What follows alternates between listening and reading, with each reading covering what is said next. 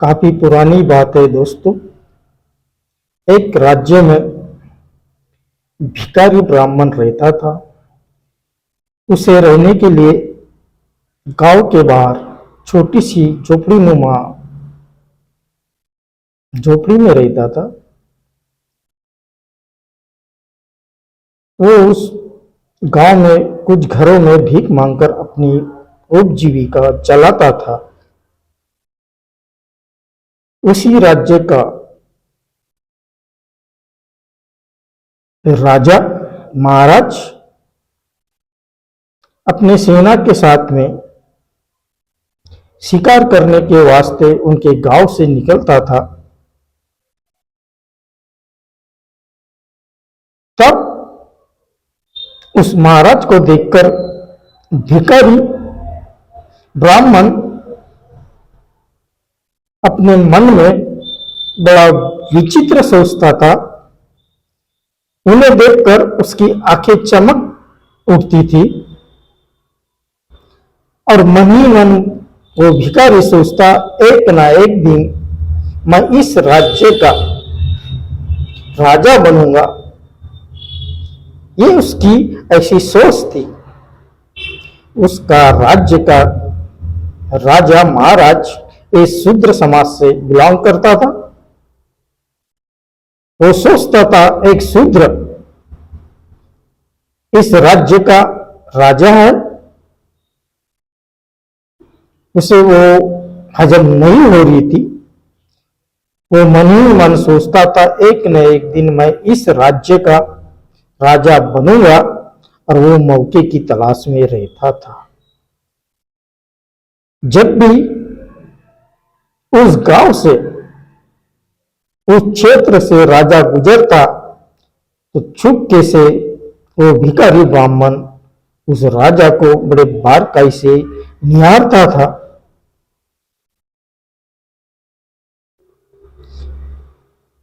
वो मन ही मन सोचता था कि मैं राजा के पास कैसे जाऊं। उसने कई प्रकार के उपाय किए, लेकिन वो राजा के पास पहुंच नहीं पाया। वैसे भी पूरे राज्य में उस राजा की गुण गाते थे। राजा, पूरा राज्य सुख में और शांति था, समृद्धि था। किसी भी प्रकार का ऊंच नीच नहीं था, गरीबी नहीं थी। हर किसी को सुख और शांति नसीब होती थी। राजा द्वारा कई प्रकार की योजनाएं चलाई जाती थी और हर गरीब का उद्धार किया करते थे।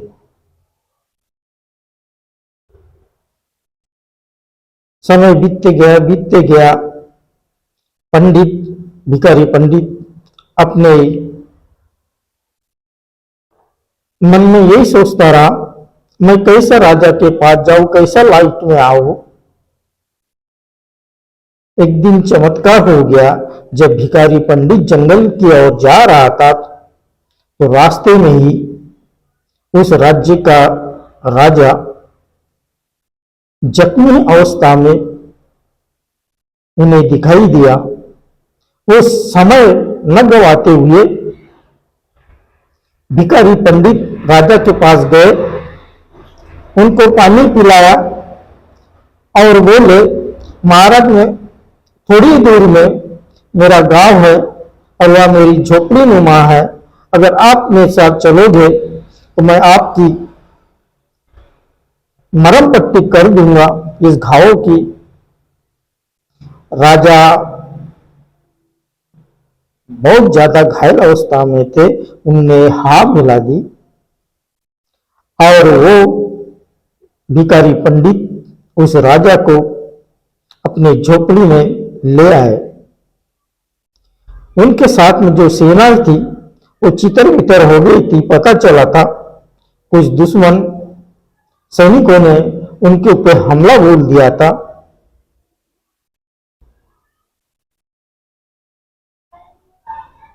राजा को होश हवास नहीं था, लेकिन जागृति थी।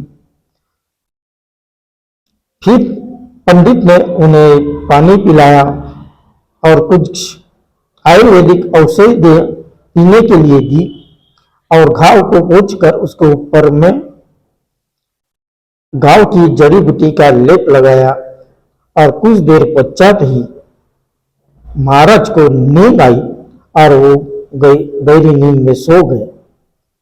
जब महाराज जागे तो उन्हें दिखाई दिया कि एक गरीब आदमी एक झोपड़पट्टी में, जिसके पास किसी भी प्रकार का सामान नहीं था, ऐसे जगह मुझे चारपाई पे लेटा कर मेरे पांव दबा रहा है, मेरा सर दबा रहा है और मेरी पूरी पूरी सेवा कर रहा है। तब उस राजा को, उस महाराज को, उस गरीब ब्राह्मण, भिखारी ब्राह्मण पे दया आई। उनने उनसे उनके बारे में पूछताछ किया और बोले, कल आप राजदरबार में आएंगे, मैंने आपकी परिस्थिति जान लिया हो और मुझे नहीं लगता कि मेरे राज्य में कोई दुखी हो, कोई बेबस हो। मैं आपको राजदरबार में आपके हिसाब से काम पे लगा दूंगा। तब वो गरीब भिखारी पंडित बहुत खुश हुआ। दूसरे दिन पंडित जी राजदरबार में गए, सीधा राजा से मुलाकात की। उनको देखते ही राजा प्रसन्न हो गए और कहने लगे, आपकी सेवा भाव से मैं प्रसन्न हो गया। मैं चाहता हूं आप मेरी सेवा करेंगे। आपके पास रहने के लिए अच्छी सी जगह नहीं है, तो मैं चाहूंगा आप मेरे राज दरबार में ही रहे। पंडित जी बहुत खुश हुए, फिर अपने कार्य करने में जुड़ गए। महाराज ने अपने शयनयान कक्ष में बुलाया और उनसे मालिश और दवा पट्टी करवाई। रूटीन हो गई थी उस भिखारी पंडित की। वो रोज आते, उनकी सेवा करते, सुबह से शाम तक उनकी सेवा करते और महाराज ने उनकी खाने पीने की और रहने की व्यवस्था महल में ही कर दिए थे। उससे वो और भी प्रसन्न हो गए। कुछ महीने गुजरने के बाद राजा के विचार और उस गरीब भिखारी ब्राह्मण के विचार आपस में मिलने लग गए। वो हर सलाह मशवरा उस भिखारी के साथ करते और वो भिखारी भी उन्हें अच्छा सलाह देता था। कुछ दिन के पश्चात महाराज ने उस भिखारी पंडित को अपना सलाहकार नियुक्त कर लिया। अब महल में कानपूसी होने लगी। कल का आया हुआ भिखारी आज महाराज का सबसे चहेता नौकर बन गया। ये हर कोई उस राजा महाराजा का मंत्रिमंडल का सदस्य बातें करने लग गया। अब जो भी परेशानी आती वो डायरेक्ट राजा के पास न जाते हुए उस गरीब पंडित को अपनी समस्या बताते। वो समस्या लेके राजा के पास जाते थे और हल करते थे। इसी में राज दरबार में उस पंडित के हर कोई दीवाना हो गया था। वो हर इंसान से, हर सैनिक से, हर सेनापति से, हर पंत प्रधान से बड़े मधुर और अच्छे संबंध बनाए थे। हर कोई उसे चाहने लग गया था।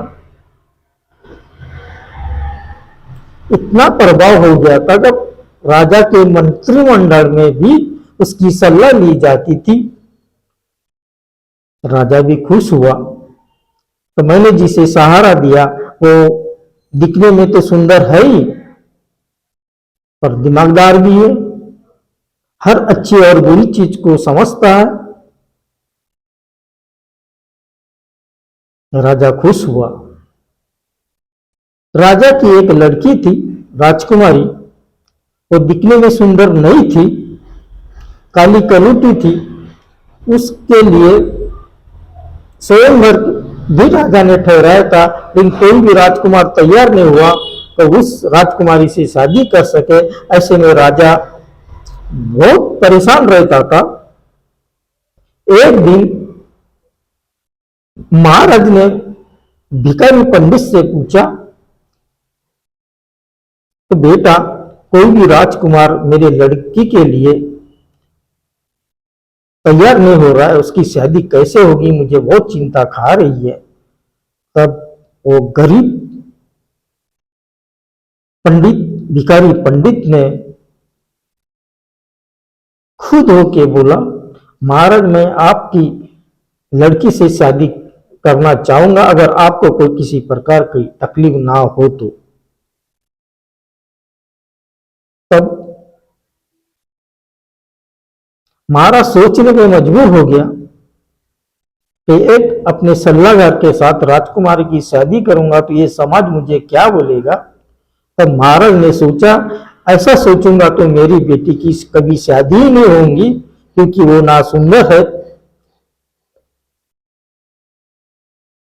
तब राजा मन ही मन उस सल्लागार से, उस पंडित से शादी करने के लिए तैयार हो गया। और कुछ दिन पश्चात ये बड़े धूमधाम से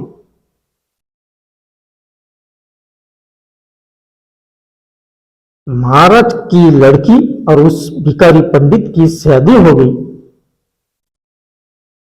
पूरा राज्य के मान्यवर लोग, प्रतिष्ठित लोग, व्यापारी लोग उस शादी में सम्मिलित हुए। हर किसी ने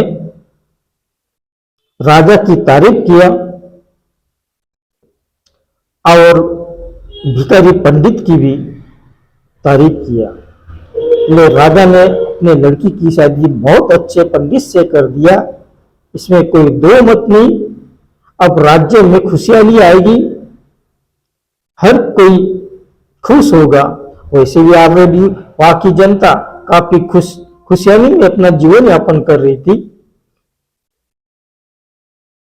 और कुछ दिन पश्चात ही राजा ने घोषणा की कि मेरा सल्लागार पंडित जी अब इस देश का, इस राज्य का, इस सेना का सरसेनापति बनेगा।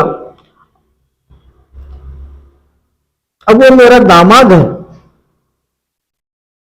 दामाद को सरसेनापति की जगह बिठाला। ब्राह्मण पंडित भी बहुत खुश हुआ, उसकी प्लानिंग काम कर रही थी। वो मन ही मन खुश हो रहा था, लेकिन दिखा नहीं रहा था। जब सेनापति पद पर वो विराजमान हुआ, पूरी सेना की बागडोर उसके हाथ में आ गई, तो उसने अपना दिमाग चलाना चालू कर दिया। धीरे धीरे वो अपने फेवर के लोग उस सेना में भर्ती कर रहा था, और जो विरोधी थे उनके राजा को न बताते हुए राज विद्रोही करके उपमा देते हुए उसका सर कलम कर देता था।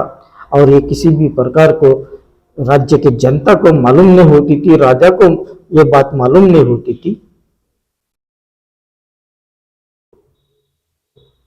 कुछ दिन पश्चात ही उसके जो मंत्रिमंडल के बहुत संख्य लोग उसके फेवर में आ गए थे, अपने विश्वास में जीत लिया था।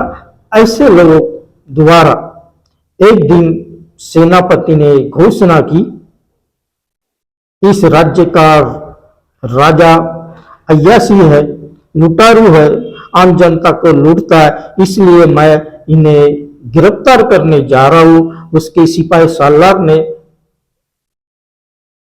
उस राजा को गिरफ्तार किया, उसकी लड़की को गिरफ्तार किया और जेल में डाल दिया। अब पूरे राज्य में घोषणा कर दी, आने वाला राजा एक पंडित, एक भिखारी पंडित जो राजा ने मुझे नाम दिया था, मेरे से हर वो चीज करवाया था,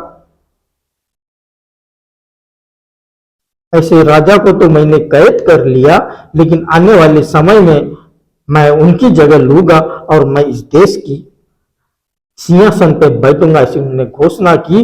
और बड़े जोर तोस से आतिशबाजी करते हुए उस पंडित का राज्याभिषेक हुआ।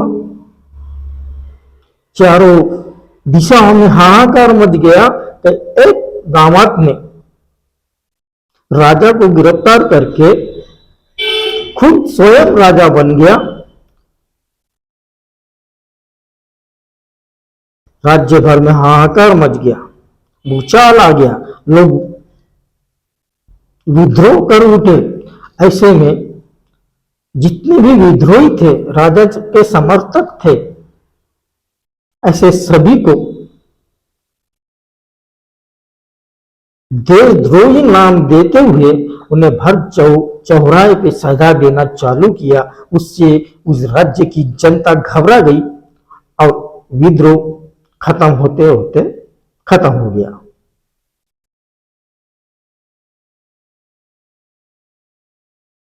जिस दिन उस पंडित की राजा बन गया, उसी दिन जो शूद्र राजा था उसने भरे दरबार के बीचों बीच फांसी पे लटकाया गया। मनुस्मृति के हिसाब से उसे सजा दी गई। उसके लड़की को भी, स्वयं के औरत को भी उसने तड़पा तड़पा के मारा। मैं इस शूद्र कन्या से कभी जीवन काट नहीं सकता, मुझे तो इस मुकाम तक आना था, इसलिए मैंने मजबूरी में इस काली कलूटी शूद्र समाज के लड़की से शादी की और उसने उस राजकुमारी की भी हत्या कर दी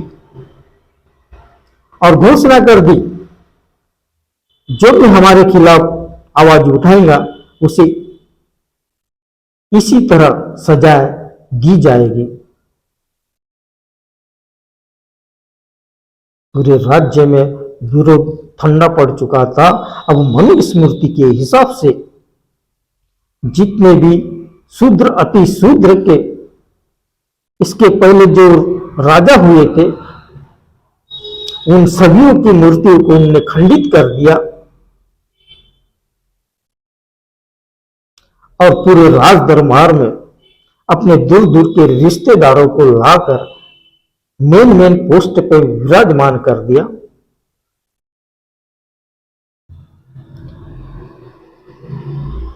इस तरह एक गरीब ब्राह्मण, भिखारी ब्राह्मण अपने बुद्धि कौशल्य पर जो उसने सपना देखा था उसने साकार कर दिया था। इसलिए मैं शूद्रों को और अति शूद्रों को कहना चाहूंगा कि अपने आप को बदलना है तो झुकना भी सीखना चाहिए और अपने मुकाम पर पहुंचना चाहिए। इससे आपका और आपके परिवार का उद्धार तो होगा, लेकिन समाज का भी उद्धार होगा और ऐसे मौके परस्त भिखारी ब्राह्मण तुम्हारे आजू बाजू नजर नहीं आएंगे। उम्मीद करूंगा ये वीडियो आपको अच्छा लगा होगा, इससे आपको कुछ सीख मिली होगी, तो आप ज्यादा से ज्यादा शेयर करोगे और कमेंट करोगे। धन्यवाद।